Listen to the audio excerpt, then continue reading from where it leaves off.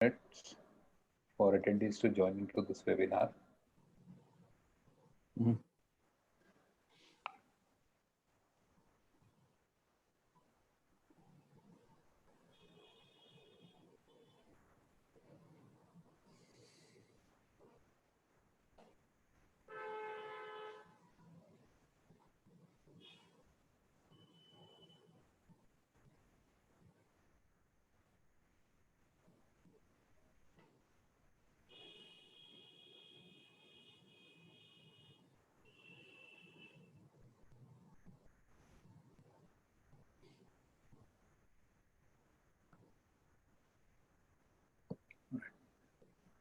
Good evening and namaskar. Welcome to all to this webinar on leadership talks as part of SIH 2020 Software Edition Grand Finale being held at BML Munjal University Nodal Center. We hope that all of you, all the team members have been having a very productive 2 days and you've got all the support that you require as part of the hackathon. This hackathon, of course, is very distinct in many ways. One, of course, it's actually the largest hackathon in the world with such a large number of participants. And more importantly, this is the hackathon which is happening. The finale is happening entirely on an online platform, virtually, with all of us dispersed and located across the country. Clearly, it shows that distances have been shortened in a big way by use of technology. And not just the use of technology, but I think largely the intent to use technology by all of us in a together manner and in a concerted effort. Clearly, a lot of problems that you're handling are falling in the area of technology. And you are now able to relate many of these problems with the current situation and how we can use technology to go further. What you're doing today is actually going to lay seed for a lot of development in future. Many more solutions will come out, many more startups will come out, many more initiatives will come out of what you're going to do today. And to talk to you today, we have with you two gentlemen who would have been in your shoes many years ago. Okay, and they can actually very well relate to what you're doing today. They have seen things change over the last couple of decades. So we have invited them today to come and interact with you. They understand where you are today and where you could potentially you could be there in a decade's time. So it is my pleasure to invite and introduce to you the two gentlemen. First, I will introduce Dr. Sarabjot Singh Anand. Dr. Sarabjot Singh Anand is a self-confessed data geek. He has been involved in the area of data mining since 1990s. That's a time even before AI and ML were being talked of easily enough. Now, today everybody seems to be talking about AI, ML, but he comes from a time when it possibly was being started to speak about analytics and how you use data. And he continues to derive immense pleasure by working on algorithms. He likes to work with students, and he kind of motivates them to look at how they can apply analytics, AI, and machine learning to solve real-world problems. To come closer to how you use it, how to use it productively. Of course, he's been, he's been published across many of the journals. He's had 90 academic papers to his name. He is also an associate professor at University of Warwick. He's associated with ISER Mohali. He's also associated with many other institutions. And he's also joining BML Munjal University as director for the computer department. So we welcome you, Dr. Sarabjot Singh, to this webinar as well as to the university. He's also been a serial entrepreneur. He's founded many initiatives, many startups in his career with multiple people, multiple colleagues at different universities. And so he very well actually understands how these technology-based startups can work. And then, of course, kind of what he's going to speak today is about the future and how you go about building the future. So he's one of our panelists today. We're also joined by Shri B.N. Sarkar, who is the Chairman and Managing Director on the board of CEL. And he's a BTech from NIT Durgapur, and he has done his postgraduate engineering at ISC Bangalore. He's been both in industry as well as in government, and he's had a very illustrious career in terms of research and development. He's a very, very well-known scientist, a senior scientist in Department of Scientific and Industrial Research. So he is also, both of them are also our evaluators, and they are working very closely with several of the teams, and they are actually quite enthused by seeing the kind of work that has happened. The way we will do this today's leadership talks is that first we will have the presentation and the talk from Dr. Sarabjot Singh, followed by the talk by Shri B.N. Sarkar. I would request all the attendees to use the chat window to put in your queries and questions.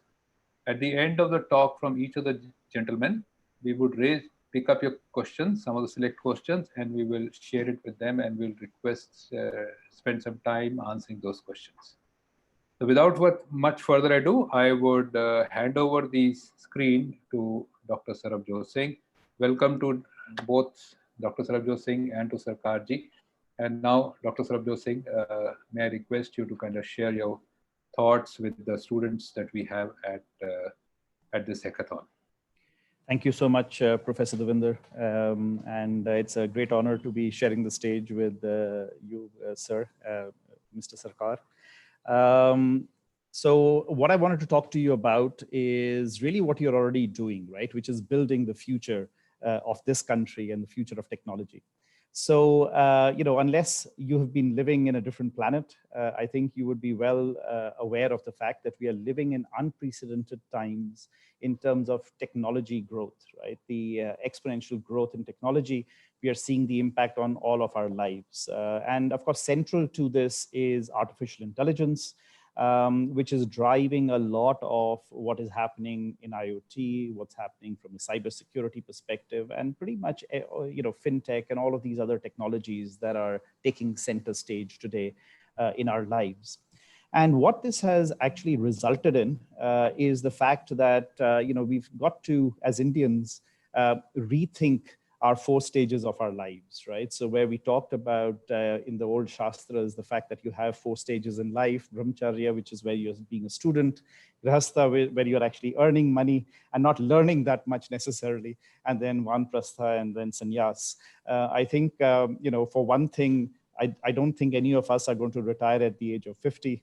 But also, I think what is interesting is, in my view, the fact that the line that segregates the time in our lives that we learn and the times that we actually execute in jobs is not as clear cut as we would like it to be, right? And so what I would definitely want to impress upon you is the fact that if we want to remain relevant in this world of exponential growth, we've got to become lifelong learners, right? It's not that we're going to just do our degrees and then get into lifelong jobs. We'll become irrelevant. So really, it's true today more than ever before that if we don't continue to learn along the way, we are actually going to become redundant very soon to the world that we are living in. And of course, this is not just my view. There have been multiple reports, including this one by Dell Technologies, that has talked about the fact that as far as jobs are concerned, by 2030, we will have essentially 85% of jobs that will not even be existent as in today's world, right? So they haven't been invented yet, but by 2030, 85% of jobs are actually going to be in areas that we are unaware of, right? And of course, if anything, in India, we have a great richness of thought, and let's see how we can actually leverage that richness that comes from our philosophers in our land that can help us weather the storm that we are seeing. And this is actually an interesting slide that I've taken from a friend of mine who runs the 3AI initiative that I'm also a part of, where they've done some research into the job market. And essentially, if we look at the overall technology employee base, what we find is that we have 4.4 million professionals in that space, but nearly half of them, so almost 1.8 to 2 million technology workers, are currently looking to upskill and reskill, right? And this is the point I am trying to make here, is that if you don't continue to upskill and see this as a continuous evolution, you're going to become irrelevant to the workforce, right? And so what's the best way of learning? Well, the best way of learning is to immerse yourselves the way you have today in this hackathon, and have learned to utilize a lot of the theoretical knowledge that you have gained in your degree programs and your work that you've been doing up until now. Now, one thing that we are certain about, and our sages have said that as much as technology folks are saying it today, is that the only thing certain about the future is uncertainty, right? So uncertainty is certain, but of course, fear and worry that goes along with it is optional, right? So I've met with a lot of youngsters who say, is there going to be a job for me, when I graduate? Of course, there are going to be jobs, but it depends on what your learning is, right? And education, interestingly, is a domain that over the last 400 years has not evolved their business model in any great detail, right? And so really, as educationalists, we need to start thinking about how do we actually create the future workforce, right? For a workforce, for a set of jobs that we don't even know about that will exist in 10 years from now. And I think what is interesting is that some of the forward-looking education boards, like the International Baccalaureate, have actually started thinking about that, right? And so on the right-hand side, we've got the skill sets that they believe we need to actually create as we go into developing the workforce of the future. People who are risk takers, knowledgeable, of course, good communicators, principled, caring, reflective, inquirers with open minds, and thinkers that are going to be required, because you're going to have to be thinking on your toes as technology innovation takes place, right? And it's not something to fear, it is something to embrace and prepare yourself for. So essentially, what I would say to you is, let's not join the long queue of job seekers, right? All of you have already taken the initiative, which is a great first step to actually be part of a hackathon like this. And what we want you to start thinking about is, rather than becoming a job seeker, become a job creator, right? And the most important aspect of being a job creator is your leadership qualities. And interestingly, a great quote by Steve Jobs that, of course, has been used all over the place, and I think it's a bit of a cliche to use here, but I will use it nevertheless, is the fact that as somebody who's becoming a job creator, always look at hiring smarter people than you, right? And rather than telling them what to do, you hire them so that they tell you what to do, so that you can create a business that's actually going to be successful in the real world. So what is being a leader, right? Whenever we think about leaders, we typically see faces like these.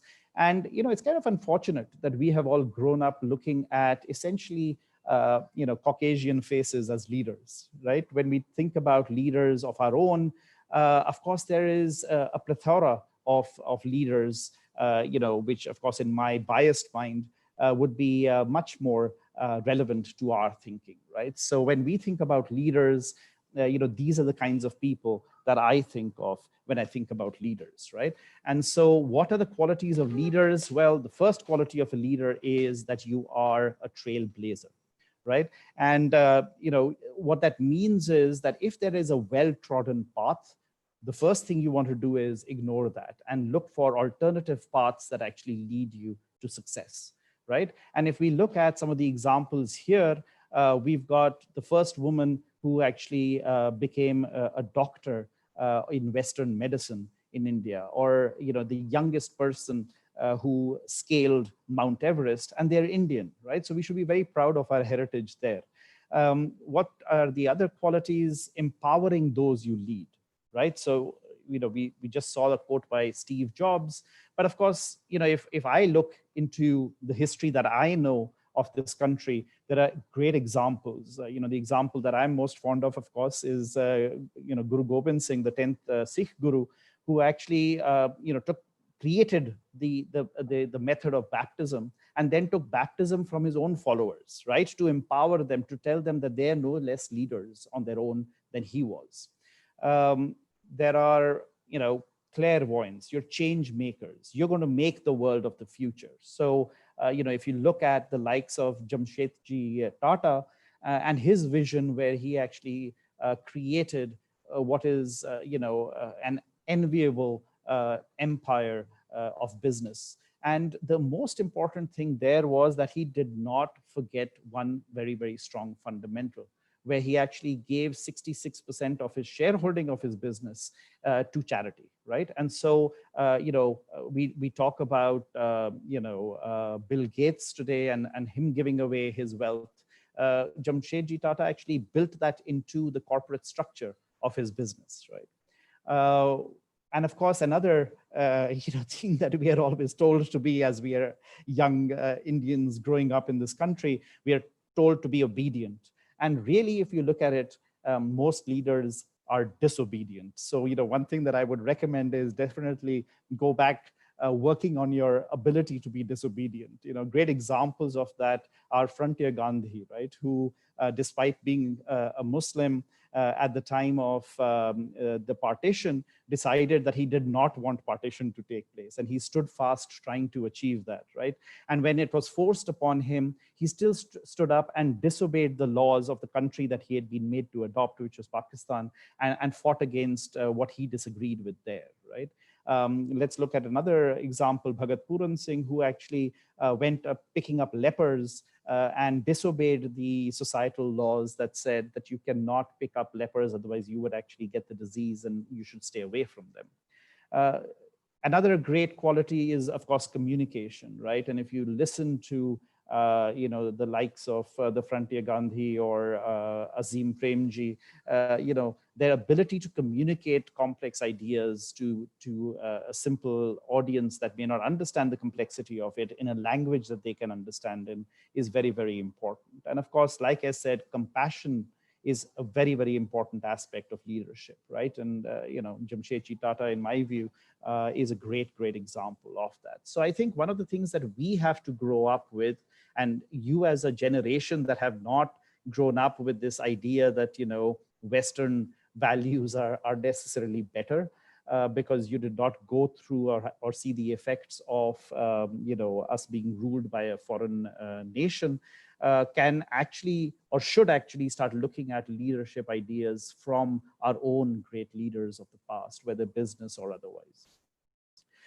Let me go into my experience in terms of trying to run a company here. I spent around 22 years in the United Kingdom and moved back to India in 2012 and set up Tatras. Tatras was set up as a lab-based data science consultancy. It's a niche kind of player in the market. We don't get involved with low-end analytics work. We are very focused on doing high-end machine learning and AI. We are approximately 75 people in the company now. We're based in Delhi and in Mohali.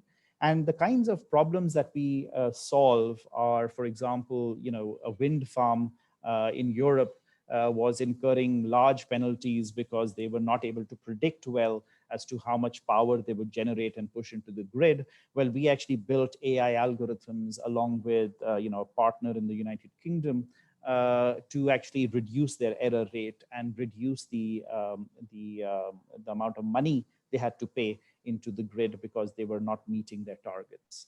The great thing about being in artificial intelligence is that on a daily basis, you could be working in a very different domain, right?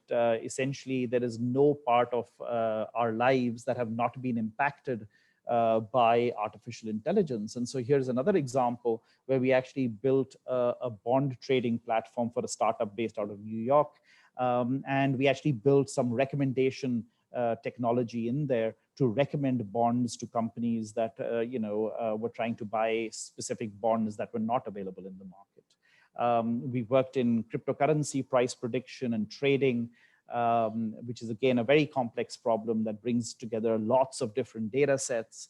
and both textual data, and structured data as well.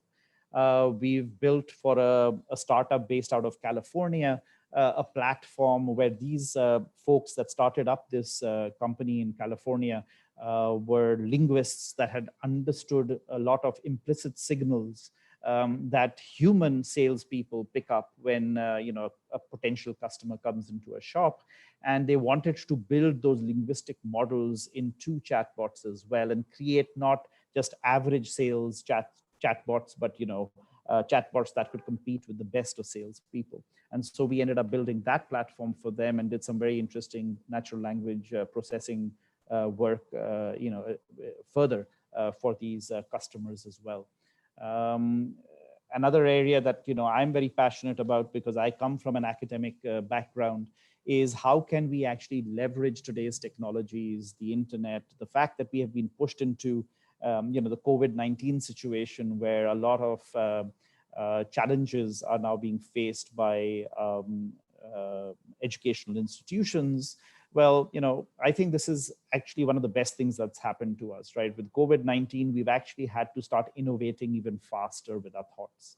And so, while we talk about massive open online courses being available to us, that is giving us access to the best of content, how can we make these more intelligent, right? So today, if you do a course on Coursera, you're actually going through the content in the same order as anybody else's. We need technologies that can actually automatically weave pathways for individuals, right? It's not good enough for us to, as we often do as humans, stand up in a class in a bricks and mortar scenario and teach to the average student, because all of us know that the average student doesn't actually exist, right? And every student has the capability of meeting their potential. It's just that the way that we teach isn't good, right? So we need to reflect as educators and figure out ways that are relevant ways of teaching to every individual. And of course, we can do that today with the technologies that are available, with mixing the access that the internet provides to every individual, and also then to look at artificial intelligence that can learn from all interactions the individual is having to actually be able to personalize content that is delivered to them. We've also worked, with large corporations that have a large number of stores across the US that are trying to figure out what is the optimal way to stock those stores, right? And so to figure out what is the correct product mix there, there's some very intelligent AI-based algorithms that can be applied there. So we've built those. And of course, I've been very lucky to have been involved with the recommender systems community ever since its inception. And so we've done work, on recommender systems, where we've built next generation fashion recommenders for, again, companies in the United Kingdom, using, all of the state-of-the-art techniques that one would want to use. We've also worked in job application portals, right? So built what are called reciprocal recommenders, where we are not only looking at whether the applicant is a good match for the company, but we're also looking at whether the company is a good match for the applicant, right? So we're actually looking at a two-way matching process here, again, using artificial intelligence. Now, while we were developing all of these technologies, what we found was that we really were at a loss when it came to hiring people and to get good quality resources, So in 2018, I decided to set up Sabudh Foundation. And the idea here, it was a chance, occurrence as well, that I was actually teaching at the ISB campus in Mohali at the time. And I went and met with a lot of students in various colleges in Punjab. And I found that there were lots of students that were wanting to learn and learn well. But we were just not able to deliver a lot of that learning, within the institutions that we had. And so, we set up Sabudh in collaboration with the best of institutions that are in that area. We were very lucky to actually have a relationship with Punjab Police Traffic Department and so on as well, that gave us some good projects that we could work with these students. And so the idea here was that while the students are being taught AI and machine learning by us and being mentored by data scientists that are actually working in the field and solving the kinds of problems that I just talked about, we are able to now utilize real data sets, for example, for traffic management, but also create completely innovative, solutions for something like this, where we worked with the Punjab police to improve the design of crossroads, right? So we have actually got a drone that we actually took these images from, we stitched these images together, and you can see the human marking that has been done here on improving the quality of the design of the crossroads. And of course, the natural extension of that is then to actually collect more data that can actually help us promote safety by recommending through artificial intelligence how crossroads can be made safer. We also done some work in farming, looking at precision farming. How can we reduce the amount of pesticide being used? And in general, looking at things like climate anomalies and forced population displacement, looking at cyberbullying, looking at our regional languages and how we can actually bring up to speed AI technologies that can analyze those languages as well. One of the things then that we decided to do was to also start mentoring student projects. So, two examples of these are EducoLab and Enviro Farming, where these were students from a school in Delhi that we actually mentored for their projects for the Young Founders Summit, which was a competition run 2 years ago in Singapore and last year in China. And I'm very pleased to say that both of these projects got into the final rounds of these competitions, and made us very proud with what these kids who were 14-year-olds and even 12-year-olds actually that were able to deliver some very interesting results abroad. What we then went on to do was to create an immersive learning program where we realized, working with companies in India, that the companies themselves who were hiring AI teams actually didn't have the C-level expertise in this area. And so what we suggested was to them is to work with us on a very low risk basis, where our students would actually develop some solutions and do POCs for them that they could actually start applying to their business and see the value, so that they can actually then start investing bigger into AI. I'm actually pretty amazed and very thankful to God for what we've been able to achieve during this 2 years with Subudh. We've just taken on our 5th batch, and I call it the Corona positive batch, because we've actually gone from running batches of 35 students to what is now 64 students in this current batch. And the students are coming from 6 countries, right, and 5 continents. So I'm very, very proud of the fact that we are now actually providing assistance with training and learning to people, not just in India, but also across the world. And I hope that this will continue to grow and add hope to the fact that we can all contribute to creating the future, rather than just the West that has done a lot of the foundational work in this area. I've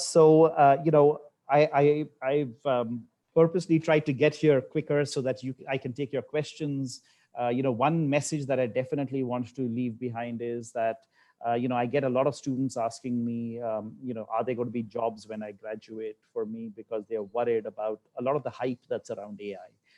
The truth is, we are still far away from a situation where we can actually have AI take over all our jobs, right? The important thing is that we have to work towards creating this AI. Many people ask me, why do we need AI in India? We have so many people. Well, the truth of the matter is that if we don't create the AI to displace our own current jobs, somebody else will, right? And then we'll be in an unenviable situation of not having jobs and not being the creators of the technology that displace those jobs. So we should actively be supporting technology innovation. And I think the hackathon that you're part of is one facet of that. And I think it's great that you're all here and you're developing these technologies of the future. I congratulate you on where you've got to in the 2 days. And I definitely hope that this will continue in your blood after this hackathon as well. And hopefully you will be creating the leaders of tomorrow. And you are, in fact, the leaders of tomorrow. Okay, so I'll stop here and take any questions. Thank you so much, Dr. Sarabjot Singh. Very, very interesting points that you raised, right from starting from leadership, who are the leaders, and then coming to what really is, as you said, worrying students. They hear these things like in 2030, 85% of jobs will be so new that even we don't know right now what all they will be. That kind of creates a lot of uncertainty. But at the same time, some very interesting things that you covered, that that how they can continue to become lifelong learners, and how AI, or let's put it technology and learning has really been applied across various industries, whether it is power generation through wind, or through a retail outlet for apparels. Uh, it's really, really wide applications. And I think what it really shows is the ability to look at world and identify problems, and not only the problems of today, but the problems of future, uh, and which is very essential to be able to look forward to what can really be the potential for technology.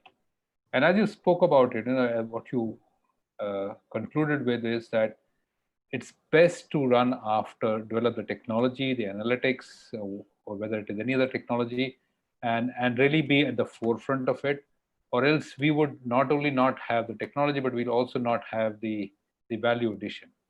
So before we pick up questions, and I think since the flow is going on, we can ask Mr. Sarkar to deliver his part of the talk today, because he's talking about Atmanirbhar, and that exactly is something which you have hinted at the end of your discussion, that we'd rather become more self-sufficient with technology than be scared of it.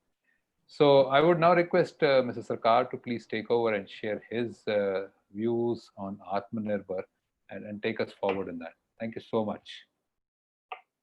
Thank you. Good evening, Dr. Sarabjit Singh ji and Dr. Devendra Singh ji.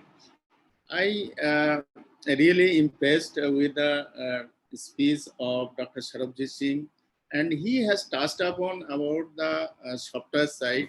I really little start with basically hardware side also, because nowadays we cannot left out without hardware and software. These are going together itself. So today, if we see, I will talk about basically the experience that I have got. I am basically a core R&D engineer, then a scientist, then I become a manager. So basically the experience that I gather from my experience, that I'll talk here. So what happened, when I went into the company as a CMD, I see there are a lot of challenges. And challenges is there, and I have welcomed all these challenges. Here today, last 2 days, I am also associated with this hackathon as a judge. And I see very interesting. See, when the problem arises in the government and we are searching for the solution, and I am really appreciate the organizer and MHRD as well as AICT, that they are introduced this hackathon, and there are a lot of problems we are facing in the government, and that is solving by the student. I am really amazed. See, to me, it appears as a leadership that we should take all the challenges, we should welcome all the challenges. Here, challenge is basically pathfinder of our solution, tomorrow's solution. So here, hackathon is giving that right path on this. So there are many challenges that are there. I really, in this talk, my personal experience, I will say, in the beginning, when I was in a student life, in my school as a village, I was always a topper over there. And on a certain, there are two person came from Bangladesh. I'm from West Bengal. They came from Bangladesh, and they passed out. I am in the class 9, and they passed out the metric standard. Then they joined in class 9, as they wanted to get the certificate from the India government. So what happened? My teacher told, now you earlier you was becoming a first in the class. Now whether are you going under that high jump line, under the high jump bar? So that I took a challenge. So challenge give the solution. So here also in the hackathon, people are taking the challenge and making the solution. Similarly, we have in the current situation as a COVID-19, there are a lot of problems arises immediately. And people, we have taken all over our labs, CSR labs, and different labs, industries, everybody welcome that. And that everybody take a challenge and produce many innovative products they have developed. And today we are really going ahead. If you see, there are many technologies has been developed within CSR. There are many technologies within our organization, also many technologies that have been developed. And I will give the presentation on that, what we have done. And that is a surprisingly, I'll tell you, that is a basically input substitute that we are basically manufacturing. So basically we are saving a lot of government money, as well as the giving the solution for this country. So if we go to my presentation,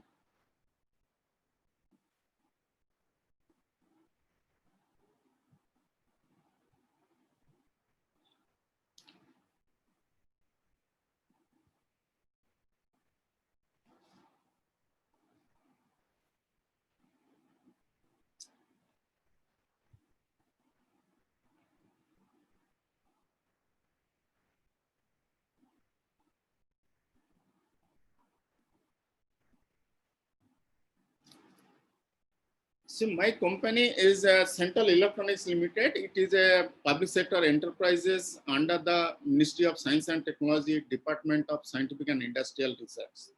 Basically, this organization manufactures for the electronics component and devices, and we are also pioneer for the solar business. So basically, Atmanirbhar, my talk is basically on the Atmanirbhar Bharat and its opportunities, and CL on the path of Atmanirbhar Bharat vision. What we are talking about, that I will tell in this presentation. CL indigenously developed for COVID-19. What are the things we have developed for the COVID-19 and future role of to be played by the company. So basically what happened in Atmanirbhar Bharat Abhijan, government, Honorable Prime Minister has given the Atmanirbhar Bharat Abhijan. And within this, initiative, every organization and in the government policy also, there are initiative has been taken that everything has to be, the try has to be made to develop within the country. The main idea is to be self-sufficient and self-sustainable, so that we need not to much more depend on the other. Obviously, we have to do it, but we have to reduce it drastically. The various industries and organizations, entrepreneurs, to develop technologies, methods, etc., that will help India self-sustainable. This will in turn reduce the dependency on other countries. So this is a really example of this COVID-19 has given us. There are many technologies has been developed in this country. Power to develop, so that gives a power of individual that they have the courage if they take the challenge. So that gives the development and in the new direction. So why Atmanirbhar Bharat? The focal point is to make the nation self-reliant with more on local manufacturer and service provider. So this is very important. and that has been created within this announcement. This will strengthen the economy, improve the standard of, and most importantly, improve the trade deficit and the exchange balance of the country, making the country self-reliant in all spheres from manufacturing to supplying. It will help the country to reduce its dependency, imports, and may also give boost up to exports. The fall in imports will help reduce the trade deficit and will eventually lead to trade surplus. See, COVID-19, what happened? COVID-19 crises are being turned into opportunity. Several equipments like PPE kits, ventilator, and components, thermal scanners, all these things has been developed in this country. And initially, if you see, initially all this thing was imported, but later on, India has supplied to the different countries. So opportunities of industries, electronics, semiconductors, industry, energy sectors, defense, etc., still relying on components imported. Indigenous solution of imported components, solution for systems by using indigenous components. Opportunity for government, industry, and leaders, manufacturing of critical materials and components where industry is struggling, solar wafers, semiconductor chips. See, we are the basically manufacturer of solar, but we are mainly depend on China for the solar wafers. And government has taken a challenge to manufacture itself, and based on the policy now, that is the government has focused to develop within the country.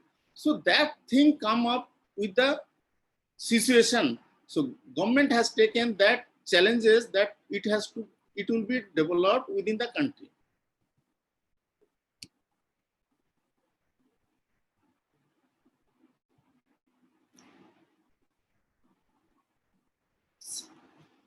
Basically, the company has basically developing in the 4 vertical areas. We are manufacturing defense product, solar photovoltaics, railway signaling and security systems, and security and surveillance systems. So all the products are indigenously developed, and we are saving the export foreign exchange money that we are saving through this. We are manufacturing PCM, phase control modules, which is basically the heart of the radar system, and that is, we are the only developer in this country. Bulletproof jacket, that all the details will come. So all these technologies have been developed in collaboration with the institution and national labs and CL. So this is the, basically, I will focus only the technologies that has been developed indigenously, that is phase control modules. This component here, I am showing here, this is basically the heart of the radar systems. And we are the only manufacturer in this country. With this, so far we have already saved around 2,000 crore foreign exchange. And in the pipeline, there are around 2,800 crore. So all this radar, we are, this component we are supplying. For the missile, the radome is basically the nose of the missile, and that we are the leading manufacturer in this country, and we have the indigenously, this has been developed, and we will save around 2,000 crore in the foreign exchange. See, we are very much, this technology, this is a CZT, is a right zinc tollerite, and we manufacture this technology, and this is a basically substrate for night vision device, and it is a, there is a export restriction is also there. So we manufacture for the defense only. So we are the only manufacturer in this country. That piezoelectric elements and piezoelectric generators, that is basically a circulator disc of different diameters to a maximum of 100 centimeter thickness up to 15 millimeter can be supplied, and frequency discs available up to 10 megahertz. This is very interesting. High frequency circulator and isolator for ISRO and missile seekers. Basically, it is used for the missile, and the technology has been developed in collaboration with ISRO, and we are the manufacturer in this country. And reduction, this will reduce the import bill by 50%. So we also, in the line of manufacturing bulletproof jacket, we are already developed aluminum based, so it has a little weight, and so that we are taking a technology from bar for lightweight bulletproof jacket, so that will save our security men.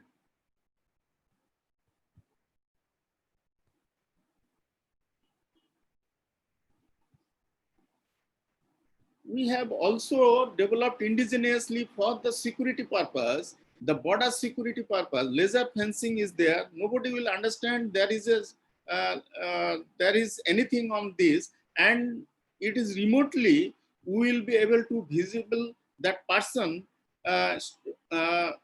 who is crossing or not, and somebody is that picture, and there will be an alarm in the remote place. It will indicate that somebody is crossing or not. So it is for the security purpose.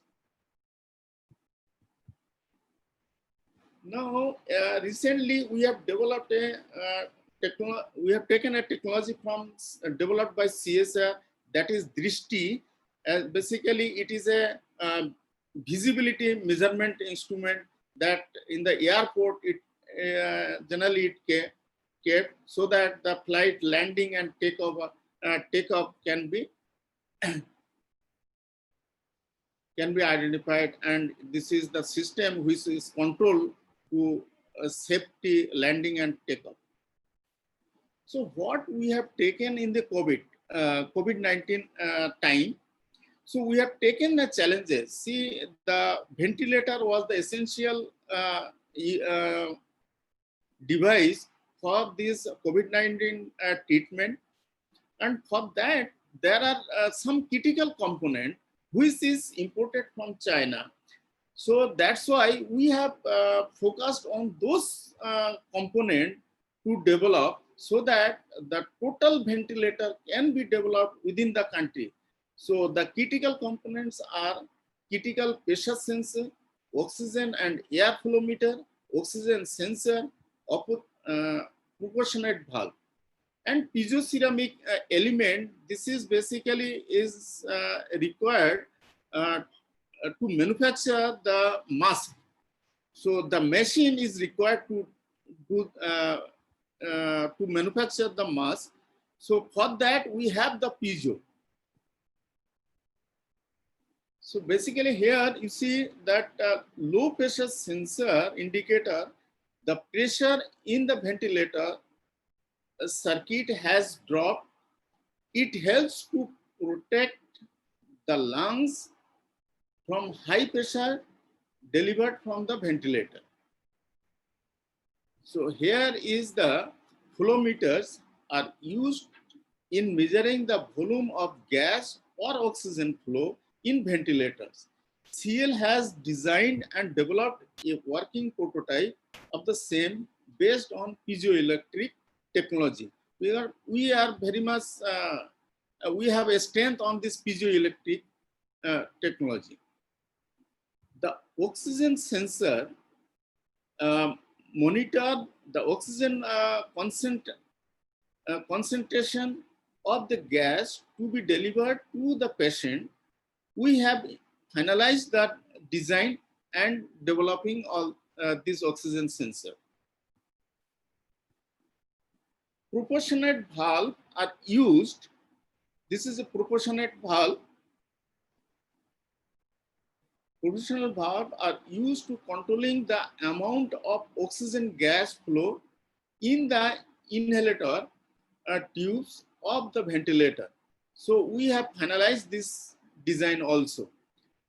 And this is the piezoceramic ring. Basically, it is required for the machine which is actually manufacturing the mask. So all this area which I have already talked, so these are, we are really, we have the strength in this CZT and manufacturing of all these devices, that bulletproof jacket, night vision devices, space programmer.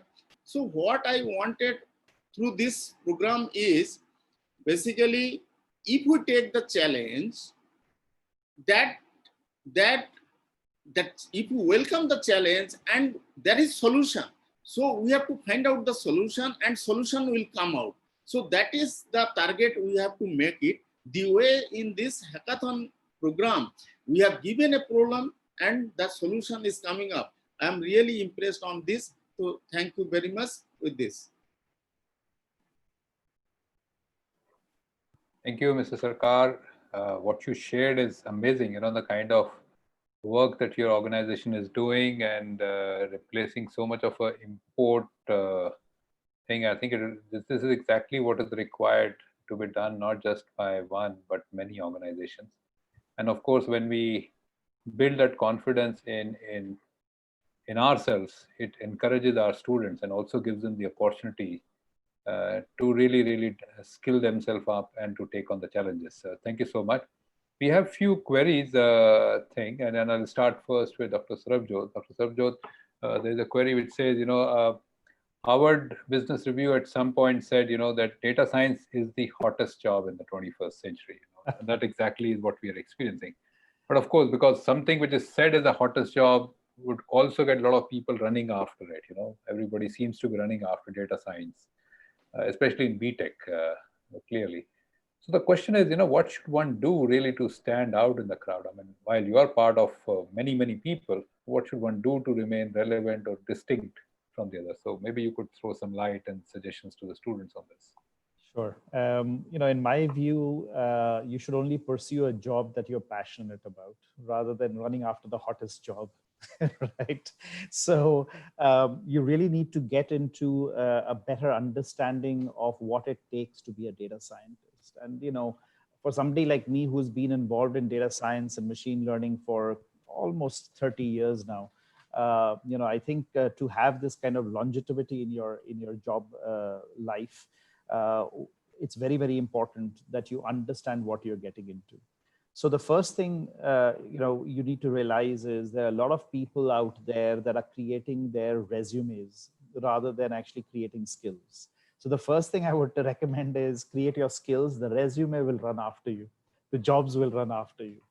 Now, in terms of data science specifically, what I would say is, firstly, you've got to understand deeper the algorithms. So don't just stay at the level of understanding libraries, because in the real world, when you go to solve a problem, the libraries will get you only so far, right? And the barrier to entry into developing solutions is very low if you're only going to use libraries.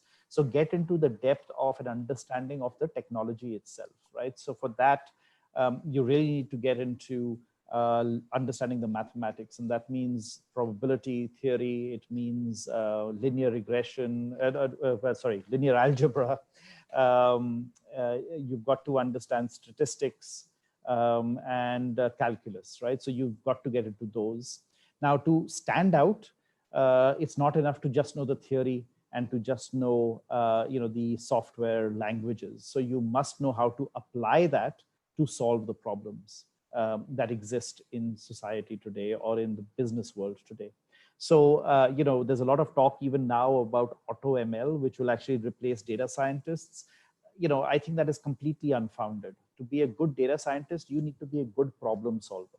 So get in and do internships. Don't try and get into the rat race of trying to make lots of money straight away. The money will also run after you if you actually become a good data scientist, right? So the important thing is get an internship that actually gives you exposure on real world problems. It's not good enough. A lot of kids go after Kaggle competitions. That in itself is not good enough. And it's not going to make you stand out in the crowd. What's going to make you stand out in the crowd is if you've actually worked with a real data science team and been part of the journey that says, okay, I've got lots of data. How do I convert that into a solution for a business? Or on the other hand, it doesn't have to be business driven, right? One of my biggest, ambitions is to follow the likes of Raed Ghani, who is a professor at Carnegie Mellon University, who actually started this process of data science for social good, right? So we can solve problems in society as well. So get involved, try and understand the problem, understand how data can be used to solve that problem, and then build a solution for it, right? And that's going to make you stand out. I hope that's kind of answered the question. Yeah, I think, and I kind of, though I'm not a data scientist, but some of the things really resonate with me. What you're saying is, understand be proficient with the underlying theories, that linear regression or linear computing or probability, statistics, calculus, which are really truly the fundamental concepts, and so what you're saying is be very strong on your concepts and the fundamentals to, how do you see the problem? How do you frame the problem? And that's something I think is still very uniquely human. I don't think so far AI they can solve a problem, but they can't frame a problem. I don't think that's there. So I think that's a unique thing, and that really requires a lot of work, a lot of practice, and getting used to interacting with people who are already there in this field. And so it's going out of the cocoon. So I think that makes a lot of sense. And then I would also, there's another question which I would ask Mr. Sarkar to kind of take on, is they're saying, how do you really motivate your team, especially the younger ones? There's a one big challenge that millennials have, is that they are not fully understood by many people. So they are seeking, how do you really motivate them? Say, I generally, what I say, you believe yourself. First word, I always encourage my people like that. You believe yourself. You have a strength that you have to take out. And another thing is that you have to take. That's a sabke saath. Malab, you work together, believe yourself, and your sincerity should be there. And if you believe, then the strength will come automatically, and then you will solve it. So recently, I really, based on that, I have, there are some people in the organization, what I see, there are 2-3 people, they are kept away because they are based on their nature of the work.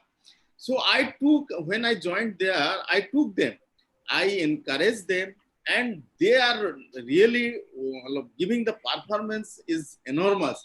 I just created their energy, and I asked them, you believe yourself, you will be able to do, you will be able to succeed.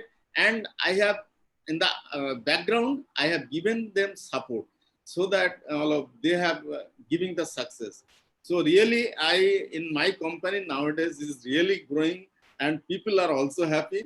So I am also happy on that. Great, thank you so much. We're coming to the close of our webinar, so, and I think students would need to kind of go and finish their work for the evening, and they will stop at 9 o'clock. Before we close, very quickly, word of advice or encouragement from both of you, one by one. We will start with with Mr. Sarkar first, and then come to Dr. Sarabjot. Dr. Sarkar, would you want to suggest something to the student, because they will be going into the final run tomorrow morning on this hackathon? I am really encouraged about the performance that I have seen it, and that can be taken. I also, basically the problem we have given in the hackathon, that is in the software side, there is one problem, that is basically the agricultural chain system. And that is a very important, and for this country, it is very necessary. So I encourage them, they focus on this, whether some people may not win it, but I believe everybody is winning, because they have come over this position, and they can also devote on this. There are many problems, and the supporting, they can add on the problem, and it can expand this problem and a bigger solution, so that the country will help in a large. So I really appreciate the team, and let them do it on their own and get the bigger solution for this country. Great, thank you. Dr. Sarabjot, what would you? So my advice for tomorrow is again, going back to the great sages of our country, right? Ke apna karam karo, phal ki ichha mat rakho, right? So do what your job is. Don't worry about winning or losing, or what the outcome is going to be tomorrow. I'm a great believer in the fact that those who fail actually succeed. so again, the sages have told us that those who drown actually are the ones that cross the objective of life. So failure is very important. In fact, I think most people in the Silicon Valley, which is a great example of what technology can do to an economy, they always talk about fail fast, right? And so failure is part of learning opportunity, right? So when you fail, you actually learn. When you win, you don't learn much. So don't worry about that.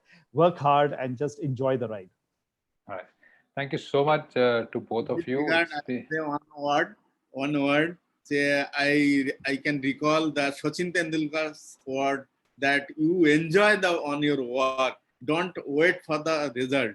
So I also wish for the student, you work for your job, work and enjoy.